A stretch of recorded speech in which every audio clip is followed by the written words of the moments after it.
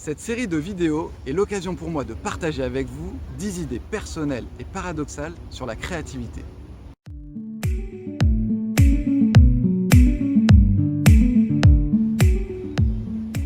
On a tous en tête des personnages célèbres qui incarnent la notion de créativité. En médecine, on pourrait parler de Charcot ou de Mondor. En physique-chimie, on pourrait prendre comme exemple Einstein ou Marie Curie. Et puis en éco, en fonction du camp dans lequel on se place, on pourrait citer Smith et Ricardo ou Keynes. Ces personnes ont eu des grandes idées sur des grands sujets.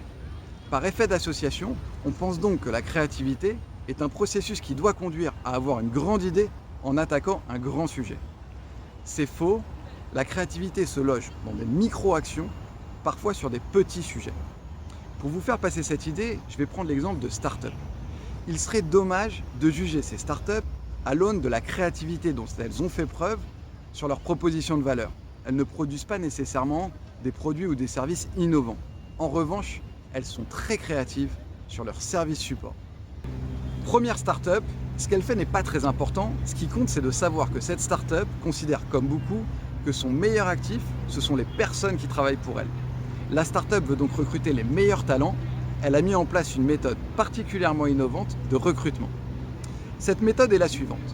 Lorsqu'un candidat passe la porte pour passer un entretien, la startup se dit que probablement que le candidat connaît autour de lui des personnes encore plus qualifiées pour le poste proposé. La startup met donc en place un entretien extraordinaire de manière à ce que lorsque le candidat sera éventuellement refusé, il n'oublie pas de dire à ses amis « Waouh, allez postuler dans cette startup, ils sont incroyables, on est très bien accueillis, ils font des choses formidables. » Aujourd'hui, 80% du lead des candidatures reçues par cette startup provient de candidats à qui la startup a dû dire non, mais les personnes ont tellement été bien traitées pendant l'entretien qu'ils ont dit à leurs amis d'aller candidater. On voit bien ici qu'on n'est pas sur la proposition de valeur de la startup, on est sur une activité périphérique, le recrutement, on est sur un service support. C'est invisible de l'extérieur, mais c'est particulièrement créatif. Deuxième exemple, Audi. Lorsque l'entreprise sort son modèle A8, elle sait que ses coûts d'acquisition clients sont extrêmement élevés. Sur ce genre de voiture, il faut évidemment l'essayer avant de l'acheter.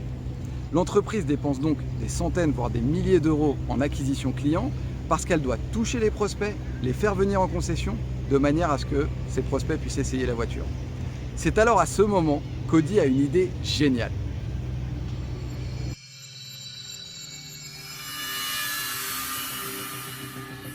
The most exclusive Audi deserves the most exclusive launch. Strictly limited. The first premiere that comes direct to the customer. In the shape of this black cube. One push and the countdown begins. A GPS signal is transmitted and the new Audi A8 is delivered to the customer within 90 minutes.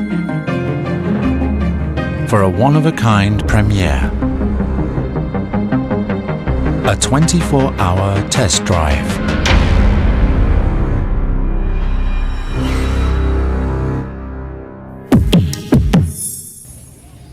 L'idée me semble vraiment très sympa. Alors sachez que 100% des personnes ayant reçu le cube a appuyé sur le bouton et donc a vu une voiture venir en bas de chez elle et que le taux de transformation a été de 19%. Alors je n'ai pas l'information sur la réduction du coût d'acquisition client suite à cette initiative, mais quand vous avez un taux de transformation de 19%, on peut imaginer que cette baisse est massive. J'aurais pu vous prendre d'autres exemples, ceux de Burger King ou de Tipex, qui sont des entreprises artistes en matière de créativité et surtout de communication.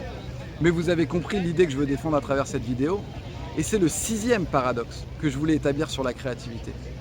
La créativité ne s'applique pas seulement sur des sujets essentiels. Elle s'applique aussi sur des micro-actions ou des petits sujets. En l'occurrence, les services supports pour les startups.